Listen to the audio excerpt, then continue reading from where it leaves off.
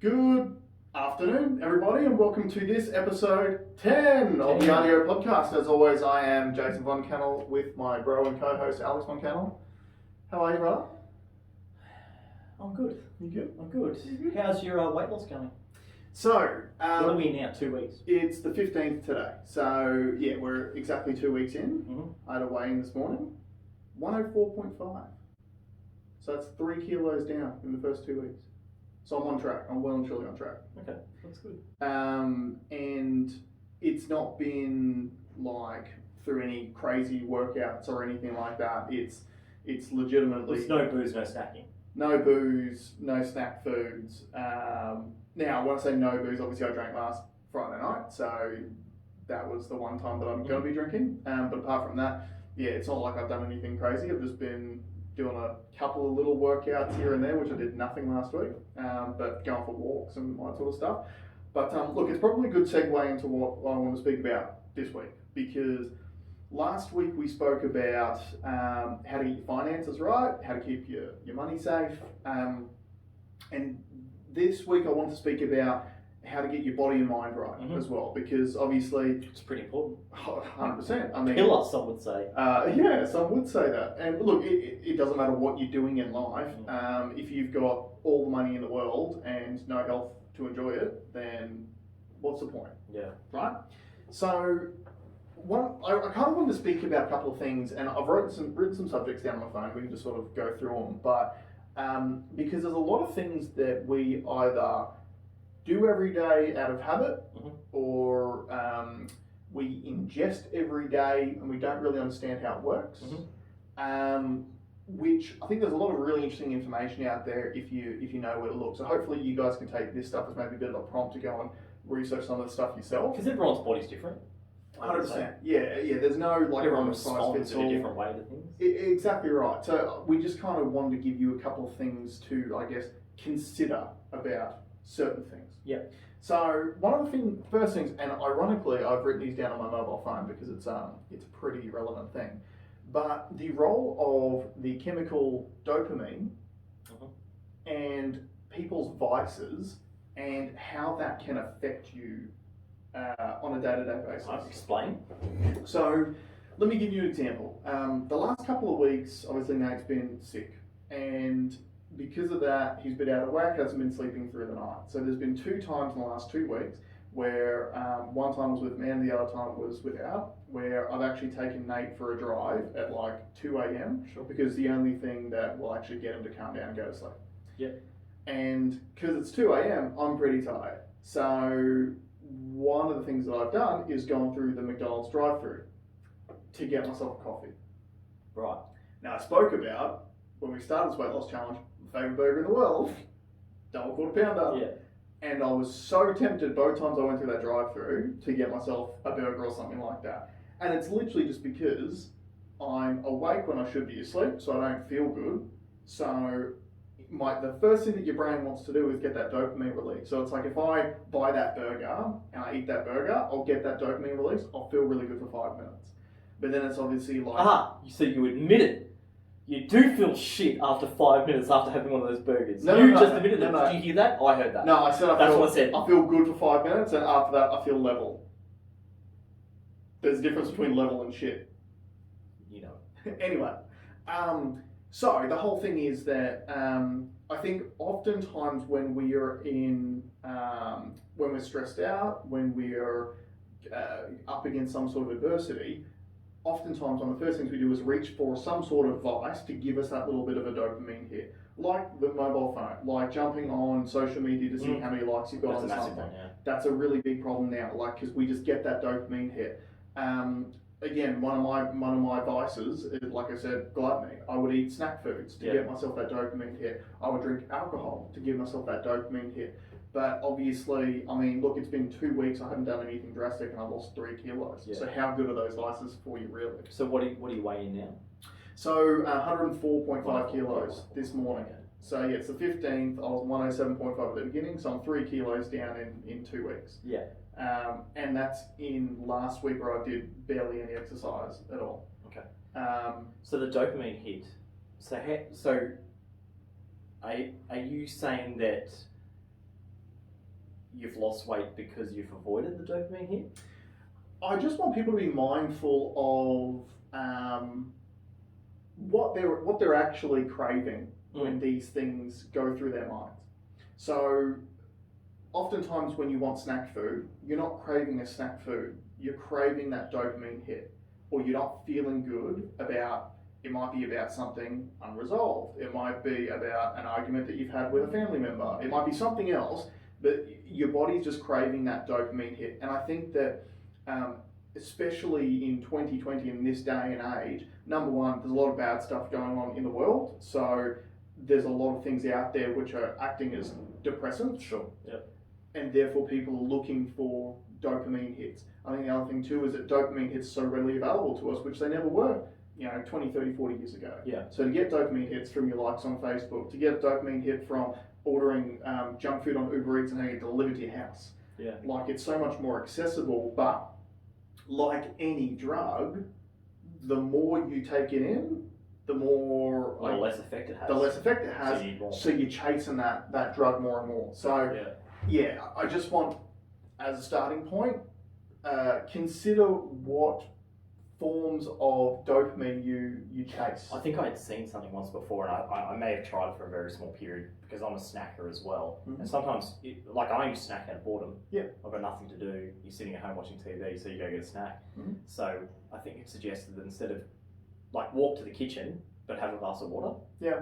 And then you did. I think I did that, and I was like, oh, I don't need to get up anymore. It's well, shit. See, there's no point going to the kitchen because it's just water. Yeah, so, exactly right. But so one of the things that because I'm a snacker, and I got to, again, this is a habit thing, right? So I got to a point where I would have dinner at night time, and I would literally walk to the kitchen to put my plate in the dishwasher, and I'll grab a snack, and I'll head down, and in my head it's like, oh, I'll get this for later, because then I'm going to sit in front of the TV, but then I just crack it open, and you might have a box of, so I don't do shapes anymore, I do Snackos from Aldi.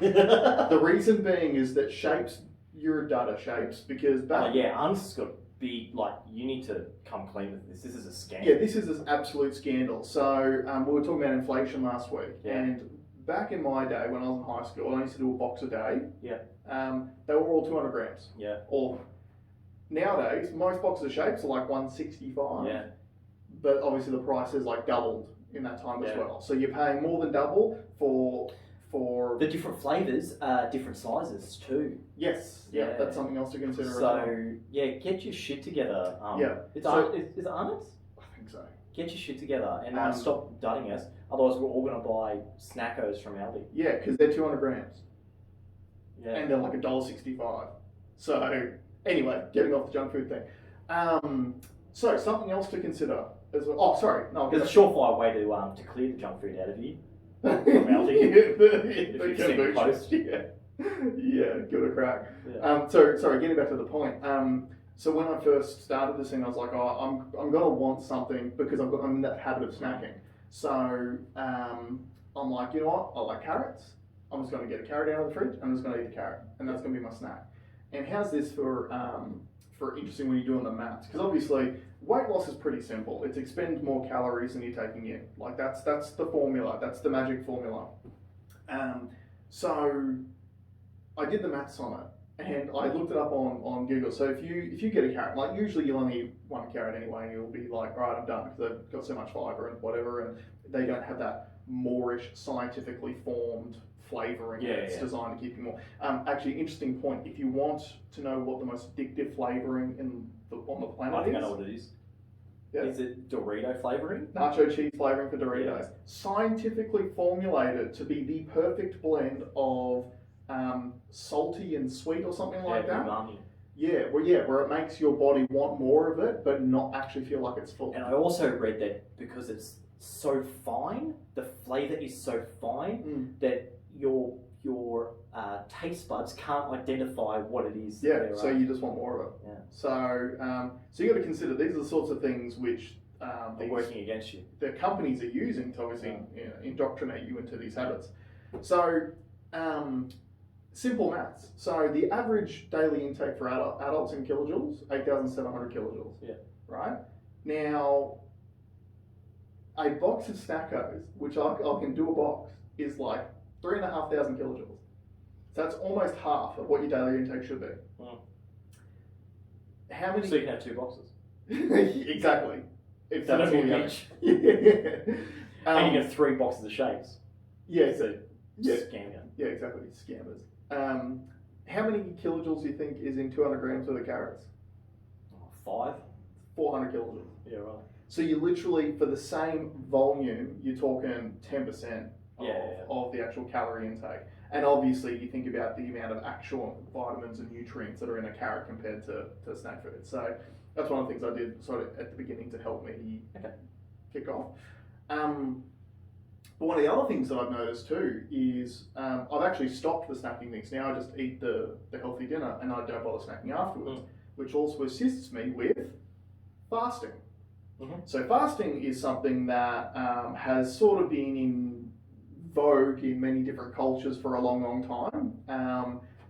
And a lot of people don't really realise that all the health benefits are associated with it. And I do suggest if you want to maybe start fasting or intermittent fasting or whatever it is that you want to do, obviously do some research into it because there's so many other health benefits to fasting other than just calories restriction. I've been on the intermittent fast for probably about 5 or 6 years. And if there's only 2 things that I think have kept me from being morbidly obese, it was intermittent fasting and black coffee. Yeah. Those are the one. I had I wanted to make like a corporate weight loss brochure, and in that brochure it would just say intermittent fast, take the milk out of your coffee, milk and sugar out of your coffee. Because again, like fasting obviously helps you with calorie restriction, because if you're doing like a 16-hour fast or whatever it is, so you've got like an 8-hour feeding window. So what that might look like is, what I do is I usually have my first meal at about lunchtime, so that's 12 o'clock, and then I will not be eating after 8 o'clock at night. So there's an 8-hour window there that you're actually eating in, which means you've got 16 hours where you're not eating. Yeah. So one of the things that I now do a full day fast, so I do a dinner to dinner fast once a week now as well. Yeah.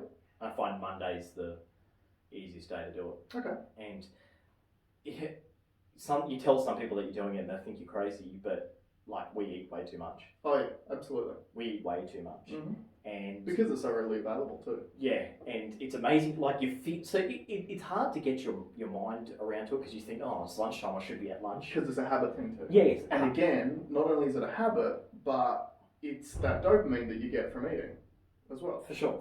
You feel good because your brain releases that dopamine. You feel amazing after a fast. Exactly. You feel amazing. And again, so there's certain things with with your body, for example, there is evidence to suggest that your body has basically 2 cycles. It can be either digesting or repairing. It doesn't do both at the same time. So if you're eating all the time, your body can find it really difficult, like if you do hard workouts and stuff like that as well, to actually repair if you're always constantly digesting as well. Now again, do your own research into all that sort of stuff. You brought up something else interesting, which is coffee and caffeine. So, couple of things on this. Number one, obviously a lot of people have coffee first thing in the morning. Yep. And that's cool. Please make sure you're drinking water before you do.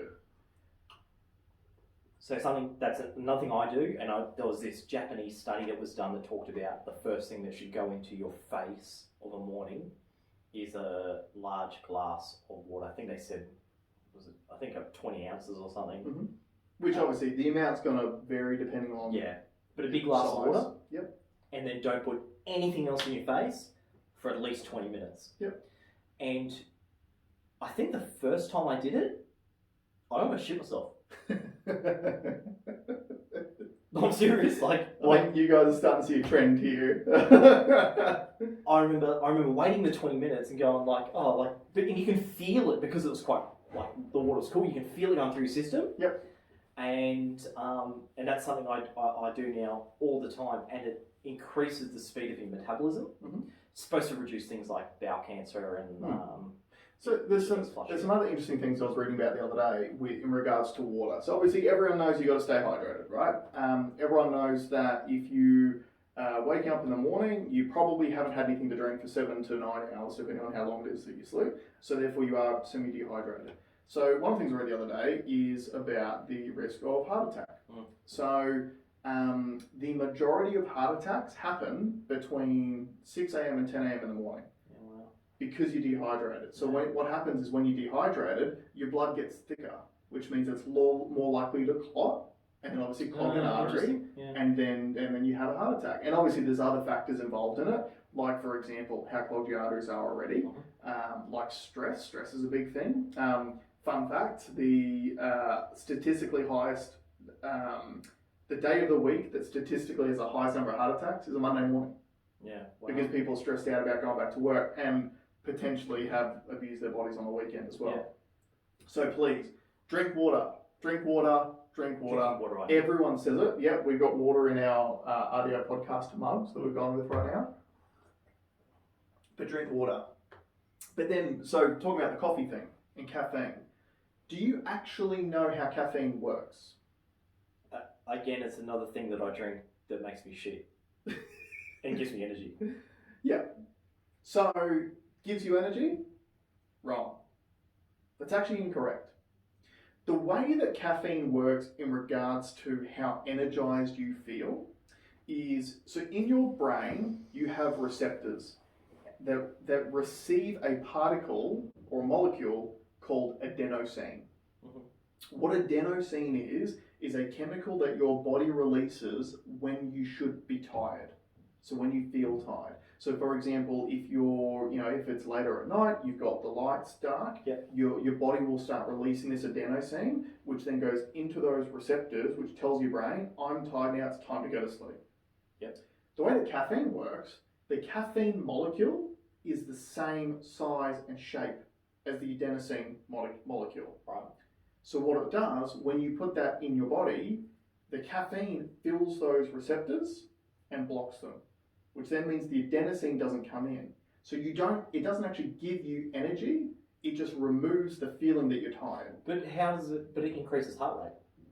Yeah, there's other factors involved as well. But just from the tiredness and energy perspective, that's actually how it works. Yeah. So it clogs those receptors, the adenosine doesn't get in, and then you remove the feeling of being tired. Now the issue is what your brain does to counteract it, because you need to sleep, right? Sleep is obviously a very important thing too. So what your brain does to counteract that is if you're doing daily caffeine and multiple times a day, your brain just creates more receptors. Because it's like, oh, it's getting blocked, so I'm going to create more receptors. So that's why when you go through long periods where you're drinking more and more caffeine, again, like any other drug, you need to be ingesting more and more of it because your brain's actually creating more receptors. Now, you can actually reduce the amount of receptors you have just by taking some time out. So I'm not sure exactly what the length of time is. I think it's somewhere like 2 to 4 weeks of no caffeine and you'll just be back to normal, back to a baseline. I think it's even less than that because I've done the test myself. I could do it 3 or 4 days. Right. 3 or 4 days will absolutely put me on a baseline again. And the first day, if I try and do this, say every 6 months, because I'll find that my caffeine intake starts to increase over time. Yep. And then I'll just go, okay, reset time, and I'll take a week off. And then it just... I feel like I'm completely reset. But if you leave it for too long, to quit or to pause my caffeine intake, you get a really bad headache on the first day. Yep, I've had that before as well. Yeah. And I think that, I basically did the reset a couple of weeks ago when I was sick. So I had no coffee for a week, and now I'm just back to doing the 1 coffee a day. Yeah. Unless I'm doing one at 2 a.m. But just doing the 1 coffee a day. So I want to bring one up. We've gone from the dopamine hit to the coffee thing. You mentioned sleep. Yep. So there's some big. I'm a great sleeper. Yeah. But it does not just come like naturally, right? You actually have to work at being a good sleeper. Yep. So what are some of the things that you can do? It is reduce the lights in your house. Yes. Okay, so overnight, just having the TV on is bad. You should have some consistent lighting in there. But as the night progresses, volume should go lower. Okay, the lights should be dimmer. And do not look at your phone before you go to bed. And use the blue light filter. Yeah. Okay, so most phones now will have... Does iPhone have it? Yes. Yep, it's got night mode. So My night mode switches on at 8 o'clock at night, and it switches off at 7 o'clock in the morning. So you can preset it. I suggest presetting it a time in there, but also do not stimulate your brain with that dopamine hit before you go to sleep. So one thing that I live by is I might be on the couch. I look at my phone all the time while I'm on the couch. But when I decide that I'm going to go to sleep, it's off. It's charged up against the wall, and I do not look at it. Yeah. The worst thing you can do is check emails, especially work emails. Yeah. Stay away. Like you need to give your body and mind time to decompress. And reading a work email before bed is the worst thing, especially if you've got bad news, you're expecting bad news. 100%. It's the worst thing that you can possibly do. And I'll tell you right now, managers, if you're sending work emails after work time, just stop it. If you're that guy who's sending a work email at 10 o'clock at night because you're stressed out about something, how the fuck do you think that's going to affect your staff? Because that stresses them out too. No one sleeps, and then your productivity is going to drop the next day. I had a boss who would send out emails at 5 o'clock in the morning and expected you to have read all the reports and stuff before you got into work. Yeah. And I got to the point where I just said, I disconnected emails to my phone. And didn't like it at first, but he actually accepted it after, because if I said there's no email information I need to receive that I needed to action from my pocket. Do you know what I mean? Yeah. I couldn't fix something unless I was sitting in front of my computer. So my emails are on my computer, so I'm not going to receive emails. I never had work emails on my phone my entire career. And that's the best way to be. Yeah. That is the best way to be. Because if it's an emergency, someone ring you. Yeah, call me. Yeah. 100%. And I'll always answer your phone call. Yeah. So I think this, now, the other thing about sleep, something I noticed, I had this happen during the week. So I used to get a bit of back pain, okay, mostly my lower back, and it was obviously worse when you first wake up. And I think it was when I transitioned from being a salesperson to a sales manager, and I went sitting a lot. From being very active to sitting.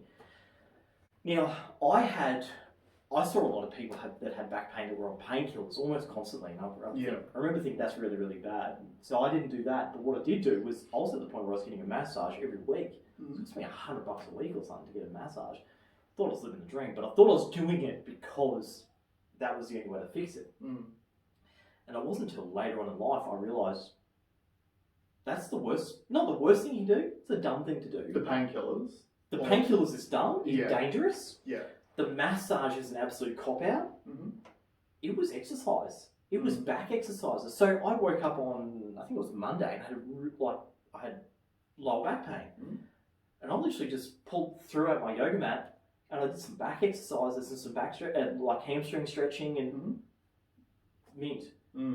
I spent 20 minutes on the mat and fixed it. Yeah. And now it's every time. Every time I have a little bit of a back niggle, it's just a bit of stretching. That is one of the things. Fitness. So, and it's free. So once upon a time, I was a personal trainer. Yeah. 10 years ago, or over. 12 years ago. Yeah. And one of the principles we talked about all the time was strengthening and lengthening. So if you've got pain somewhere, now a couple of things. Number one, oftentimes the pain's not caused by the area you're feeling the pain in. So a really good example, you're sore in your lower back. A lot of times lower back pain comes from tight hamstrings, because your hamstrings actually connect up here to your lower back and are pulling down on your lower back. So if you've got lower back pain, oftentimes stretching out your hamstrings is actually going to help alleviate some of that pain. But there is those principles of strengthening and lengthening. So for example, with what you were just saying there, if you're sitting all of the time and that's causing you to have lower back pain, obviously it's because you're in this position. So often you'll have tight hamstrings because you're constantly locked like that, and you'll actually have weak quads because your quads are completely inactive here as well. So doing things like squats, for example, and stretching your hamstrings are going to strengthen your quads up and are going to lengthen your hamstrings, which is going to stop that imbalance. Also did squats and like upward dog, downward dog, upward dog, downward dog, upward, and then a couple like sort of like crossover stretches, and it's meant. Movement is medicine, man. So Absolutely. one of the things that like it concerns me a lot, and you see with a lot of older people as well. It's my shoulders sore. So what am I going to do? I'm going to not use it. And then so all of your muscles atrophy.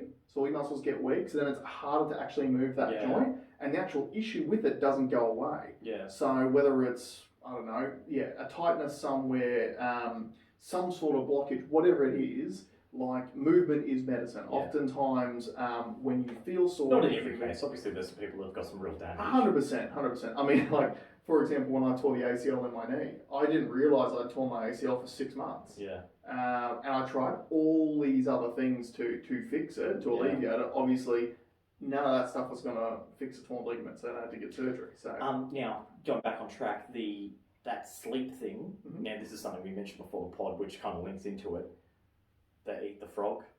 Yes, the principle of eating the frog. So after you've woken up, there's you explain the eat the frog thing, and then I'll give you the actual example of what I did today. So a lot of people would have heard about this stuff, but maybe some of you haven't. So the whole principle of eating the frog. I think it was a book that was written. I can't remember who wrote it by. We'll figure it out and put a link in. But essentially, the principle is this: no one wants to eat a raw frog, or let's call it a cane toad, Aussie styles, right? Eating a cane toad. So if someone told you that you had to eat a cane toad, you'd be like, "Nah, I don't want to eat a cane toad." Now, if your job required you to eat one cane toad per day, you've got a choice then, and the choice is, I can either sit there at my desk for 8 hours or 10 hours if you're in the motor trade, maybe 10 plus, and I can have that cane toad sitting there in the corner of my desk all day, staring at me, stressing me out, making me feel worse the whole rest of the day, knowing that I'm going to have to eventually do it. Or I can eat that cane toad first thing in the morning, get it off my plate, get it out of the way, and then just go on with my day. And it's a stress management technique. So what it means is that if you have something that is affecting you psychologically. So for example, it might be, if you're in the motor trade, it might be making a phone call to that problem customer to tell them their car's been delayed again. It's basically do the hardest thing first. Yes. The hardest thing of your day, do it first. Yep. And I'll give you an example. I had one today. So I had a situation where a supplier of mine, I think, had made a mistake. Right. And was too scared to ring me to tell me about it. And I was waiting on a call and didn't get a call. Yeah. So I thought that. So first thing this morning, I made that phone call. Hey, where are we at with this? What's going on? Now, turns out it was just a miscommunication. Everything's fine and it was all good. But that was something that I was thinking about. Yeah. And now that it's out of the way, the day's easy. That was the hardest thing I had to do for the day, and I did it first. Yeah. And it's just a weight off your shoulders. The other thing too is that if you don't eat the frog, that is a surefire way to make a mountain out of a molehill. Because you would be surprised how often these things that give you that anxiety. For sure. And again, I'm particularly speaking from a sales perspective. You would be amazed how many times you make that phone call and how easy it goes. And then every other job after that, all the easy jobs are now even easier. That's right. Because you've done the hardest thing. So that's a big one. You must eat the frog. Yeah, eat that frog first thing in the morning. I had a couple of other things down here as well. If you haven't gone back and looked at the previous ones, because I think I said in the last one, we're sort of starting to evolve over time, so we're building this bit of a framework. So like and subscribe, go back and watch some of the old ones if you've got time. They're not sequential or anything like that, but we're giving sort of every episode seems to be like a different aspect of life or work. Yep. So definitely go back and check out the other ones. Yeah, and like the whole point of this one is to anything that you can do to optimize your body and your mind is going to make you better at whatever it is that you choose to do. Whether it's work, whether it's being a better father, whether it's being a better husband or wife or better lover. Hey, if you're in better physical condition, if you don't have back pain. Well, hey, it's a fact, right? If your body is working better, everything is working better. Yeah. So it can and all the stuff that we're talking about is free. That's the number one thing, right? It's all there. It is not. These are not fads. These are not. Like you don't have to go out and get this special supplement or whatever. I mean, realistically, if you want to have a healthy body, it's pretty simple. There's a lot of studies they do into these things called the blue zones in the world, which are geographical areas where people have an above average lifespan. And a few of the things that come out of these blue zones are very, very interesting, which are things that people don't often consider. Number one is none of these blue zones go and smash themselves at the gym 3 days a week. What these blue zones do is have constant low-level physical activity during the day. So, for example, it might be someone doing gardening or a farm or a veggie patch or something like that. Can you name some of the blue zones? I know the top two. So Japan's one of them. Okinawa, which is kind of Japan, kind of not. Yeah. Okinawa. And the other one? No. Greece. Oh yes, of course. Yeah. And there's obviously a lot of research about like the Mediterranean diets and all that sort of stuff, which again, everyone's bodies are different. Lots of fish in both of those. Yeah. And that's the other thing I find really interesting. People go no carbs, get rid of carbs. Okinawan diet is based on carbs. Yeah, that's right. And again, the Greek diet is not based on carbs, but definitely lots of carbs. Yeah. I don't want to talk too much about diet stuff because everybody's different. Everybody's different, but the no carb diet is bullshit. Oh yeah, no carbs, that is bullshit. Yeah. Because the thing, let's not get into it. No, I'm going to say one thing about the no carb diet. The reason why, so if you go on like a 12-week challenge, and which I basically am, but I'm eating carbs. If you go on a 12-week challenge and you do it with a trainer, and your trainer tells you to restrict carbs or take out your carbs, the reason why they do that is because carbohydrates hold water. So when you don't have carbohydrates in your system, and I don't remember the exact numbers on it, but it's like 1 gram of carbohydrates holds like 4 mils of water or something like that, right? So if you don't have carbohydrates in your system, your body's not retaining that water, which means you see it on the scales. Yeah, you'll get a different result if you cut the carbs. But it's short term because it's water weight. Because as soon as you eat a sandwich, you put that weight back on again. So it's so dumb. Now, what supplements are you taking though? Because I do take supplements. What supplements? Before I get to that, I just want to talk about a couple more things that come up in the blue zones, which are things that people don't often consider. So constant low-level activity. So one of the things why I think I've actually lost a little bit of weight over the last couple of weeks in this weight loss challenge is they often say to try to hack your workstation. So people do like standing desks or there's even these little treadmills, tiny treadmills that you can get so you can walk while you do work, stuff like that. For me, my workstation's home at the moment and it's taking care of Nate. And now that he can crawl around and he's actually starting to walk around and grab stuff, and you actually have to keep up with him, constantly chasing after him during the day.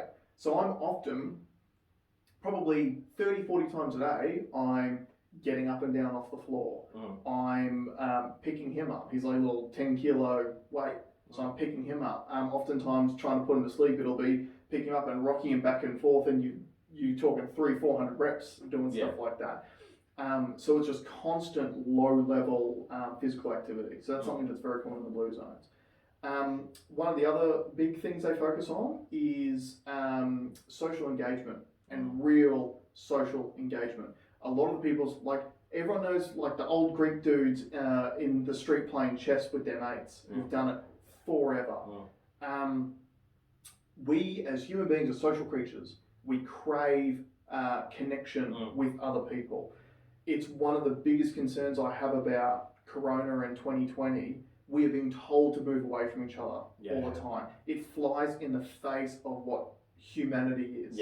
We are supposed to connect. And as much as people think that social media is connecting them, it's not. It's not the same thing. So one of the things that I know I have neglected during my career is time with my mates. So I'm trying to make an effort now to surround myself with more people all the time, because that's what the blue zones do. They've got communities which come together and spend time together and eat together and all those sorts of things. Very important thing that a lot of people don't consider. A lot of the blue zones have regular low-level alcohol consumption as well, which again, the theory behind it is stress relief. So yes, alcohol can be a depressant, and obviously this is not saying go out and get pissed, but oftentimes one drink at night time or one glass of wine you know, when you just get home, you have a stressful day, you have that one glass of wine, you just go, yeah, right? Like it can actually prolong your life too. So obviously you've got to make all your right choices yourself. But these are just some things that come up more often than not in zones that people live longer. And you've got to use the metrics that are out there. Absolutely. Like, we're not making this stuff up. No. We're just trying to draw on the best versions of who's doing it right. Yeah. And let's just copy that. Yeah, exactly right. Which is literally what I'm basing my weight loss challenge around. What's your supplement regime? So, supplements. So I don't do like protein powders or anything like that. And again, I'm not doing enough like real training to bother. If I do ramp it up at some point, I may consider adding something like that into the diet, but I try to get most of my nutrients if I can from food. But a couple of things that I take every single day. Fish oil is one of the major ones. Now, why do I take fish oil every single day? Number one, there's a lot of research with in regards to cognitive enhancement and brain function. Yep.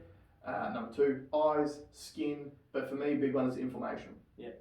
So particularly when I did my knee, because not only did I tear the ACL, but I ripped all the meniscus on both sides. It was pretty bad, so I actually had to cut a lot of the meniscus out, which means I don't have that padding there on my knee. So oftentimes my knee can get sore because I've got inflammation in it from overuse or whatever the case may be. So I do find that when I take fish oil, it helps to reduce that inflammation. I feel a lot better because of it. But basically I'll take fish oil every day and a men's multivitamin every single day as well. And then I'll oftentimes add in certain things when it calls for it. Like for example, if I've done heavy exercise or a lot of work in the yard where I've sweat a lot, I'll take some magnesium, because obviously when you sweat out, you sweat out a lot of your minerals and stuff like that too. So I'll take some magnesium at that point in time. Magnesium is actually a really good one too if you're not sleeping well, because it can actually help you sleep at night time too. If you get on the terps too hard, vitamin B. So one of the things that your body gets rid of when you drink too much alcohol is its vitamin B stores, which give you energy. So I'll often take vitamin B either before I go to sleep at night or the next day. Stuff like that. Great transition into mine, because I can't have vitamin B. Right. So I had cystic acne as a kid, and I still get it. And everyone, my entire network said, just stay off, it's your bad diet. Get off the sugar, get off the chocolate. It wasn't until like the last maybe 7 or 8 years, I read an article that said you can be allergic to vitamin B. And I was having multivitamins all the time. Yeah. Okay, multivitamins got vitamin B plus in it. As soon as I cut that out, gone. My skin is 100% better. I could live off lollies for a week and have nothing. I could take one multivitamin now, and tomorrow I will have pimples. Wow, that's really interesting. Okay, so try. It might have, if you're struggling with your skin, try getting out of vitamin B. Soy milk's got vitamin B in it. I don't have dairy, so I was drinking soy milk. Soy boy. I was a soy boy. Thanks, Benjamin. So get off that. Now, I have fish oil as well. Same deal. But I want to eat more fish, but Tasha's vegan, so there's no fish in the house really. Yeah, we have salmon probably once or twice a week. Right? I have lutein for my eyes. Okay, because I don't have great eyes, so I'm trying to do something, and I don't know whether it's helping or not, but I'm trying. I have zinc, and that was, I only just got back on the zinc bus, but it was primarily as a preventative thing against coronavirus, because it was supposed to reduce, I was supposed to boost your immune system. I upped my zinc intake before trying to conceive, Nate. Yeah, okay. Because the zinc supports healthy men's reproductive function. I might stop having zinc then. But the other one I have is vitamin C. Yep. And I overdose on vitamin C every night. Okay. Ask me how many colds I've had in the last 5 years. How many colds have you had in the last 5 years? None. There you go. I do not get a cold. Okay. And yes, I get vitamin C from food, and people say, oh, it's just expensive piss. But that is one thing that I think, like, I've never had a flu shot, never had, but I just don't get it. Yeah, okay. This actually brings me to something that's interesting too. And again, disclaimer: neither of us are physicians. Neither of us. Not even close. We're idiots. Yeah, we're idiots. We're dum-dums. But this has all been trial and error of what on ourselves, or what has made us feel better. And everyone's going to be different. Yeah. Everybody's makeup is different. When we talk about dieting before, one of the other things about diets is there's a thing about like ancestral living. So where your ancestors came from. Typically, the foods that they ate, your body will do better with. That's why a lot of Asians are lactose intolerant, for example, because they didn't really have dairy cattle and that sort of thing for such a long period of time. Anyway, that aside, recommended daily intakes. So when you said you overdose on vitamin C at night time, so you're overdosing compared to the recommended daily intake of vitamin C. Yep. And one of the people I get a lot of my health and nutrition information from is a guy called Ben Greenfield. So Ben Greenfield is was a trainer, but he's really into like body hacking and pretty much trying to get the most out of your body. And now he's been on this longevity mission for a lot of years. So he started out as like a triathlete, put himself through the most grueling events on the world, like Hawaiian Ironman, all that sort of stuff.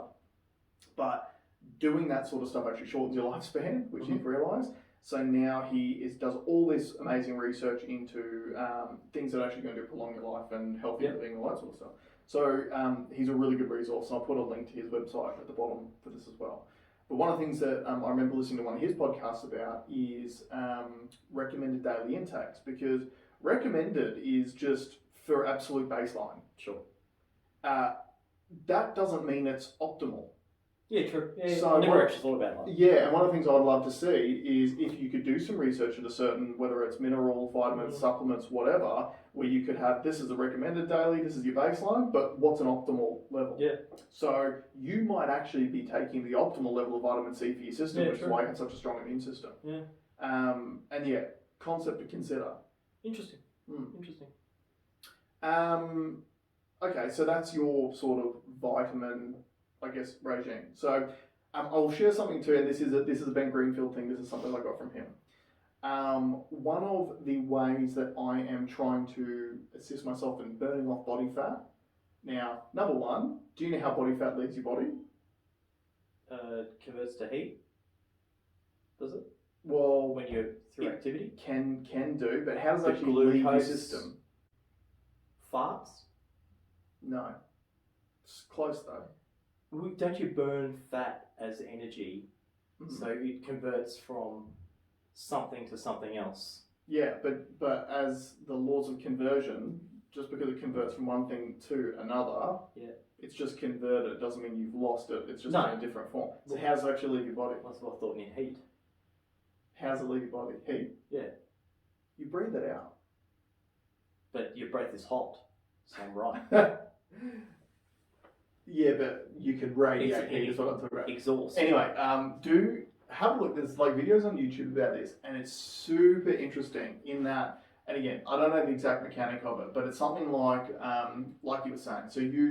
So your fat is stored as an energy source. You do physical activity. One of the byproducts of that activity is obviously body heat, right? But when your body is actually burning off fat, because fat is oftentimes like stored carbon. So your body burns off the fat, and then you're actually breathing it out as carbon dioxide. So again, fun fact that I didn't really know until a couple of years ago as well. Yoga practitioners, what is the main function of yoga? It's your breath. Yeah, and how many fat yogis are there? Not many. Not many. Not many at all. There you go. And that's the thing, so there's breath work and all that sort of stuff that you can get into as well. But again, that's an interesting mechanic. So one of the things that he prescribes any of his obese patients as a surefire way to lose body fat is it's basically the way that it works is you have three elements: caffeine, cardio, and cold exposure. And essentially it looks a lot like this. And this is what I try to do in the mornings if I can. Haven't been able to for the last week, but I'm still on track, so it's all good. So essentially, you get up in the morning, you're in a fasted state because you haven't eaten since dinner time, whatever it is, which means you have no food in your system, so your food's not going to be your energy source. Yep. you hydrate first, as we spoke about earlier. Then you have black coffee. The reason for black coffee, number one, there's no calories in it because you don't have the milk or sugar or anything like that, so it doesn't break your fast. And number two, obviously you're not putting calories in your system that are easily usable as an energy source. But also, caffeine has the ability to mobilize fatty acids in your system. So what that essentially means is it takes your fat stores and it mobilizes them into fatty acids, which your body can then use as an energy source. Okay? And then you follow that up with some cardio. And it doesn't have to be sprint training. It doesn't have to be, anything. Just movement, right? So it could be a 15-minute brisk stroll. What I personally do is I've got a bit of a route. It's about 5Ks, which again, that's probably overkill. You don't really need to do that much if you don't want to, but I just enjoy it. And it's a good little track that works. So you've had your caffeine to mobilize your fatty acids. You do your cardio, which is going to utilize some of those fatty acids as well. And then when you finish your cardio, you finish it off with, it can be 5 minutes of cold exposure. And obviously the colder the better, typically. And the theory behind the cold exposure is your body stores fat in two different ways. It stores it in white fat cells and brown fat cells. And essentially, brown fat cells are available to be used for energy. White fat cells aren't. They're like storage, what's called globules. Yeah. And what the cold exposure does is the cold exposure actually helps your body convert the white fat cells into brown fat cells, which then makes them obviously able to mobilize and be used as an energy source. So yeah, he prescribes that to a lot of his patients. It's a very, very simple way to lose some body fat. That's why I tried to do it. I tried to do it just with the so I do 2 parts of that just about every morning. It was just the cold stuff I didn't like. I just tried to turn, so at the end of my shower, I tried to switch it to full cold, and I was doing it for ages, and then it just got too cold. Yeah, see, at my place I've got the pool, and I find I hate the cold shower thing. I find it way more difficult than just jumping in my freezing cold pool for some reason. Well, you're in it. Once you're in it, you're in it. Yeah, whereas it could also be one of those things too where when you're in the cold pool, you can just do it up to neck height, and you still get your head out, whereas in the shower, I don't know. But anyway, it's something that, if you were just looking for something simple that you can do to lose some body fat, that's a really good place to start. So I suppose what we're trying to say in a nutshell, if there's something that you can pick up out of what we've spoken about, find things that works for you. Yep. I really want people to think about the stuff that is not as commonly spoken about, things like connection with friends, reducing stress, and sleep. Like, look, at the end of the day, obviously everyone knows that if you cut all the junk food out, you just eat good, healthy food, and you take in less than you're expending, you're going to lose weight, you're going to be healthy. If you do exercise, it's going to be a positive thing. But obviously, we want to give you some things today that maybe you haven't considered before. And again, go and do some of your own research too. Like, look up videos about let this inspire you to actually do the research yourself. But look, thank you so much for joining us again. We'll see you next RDO.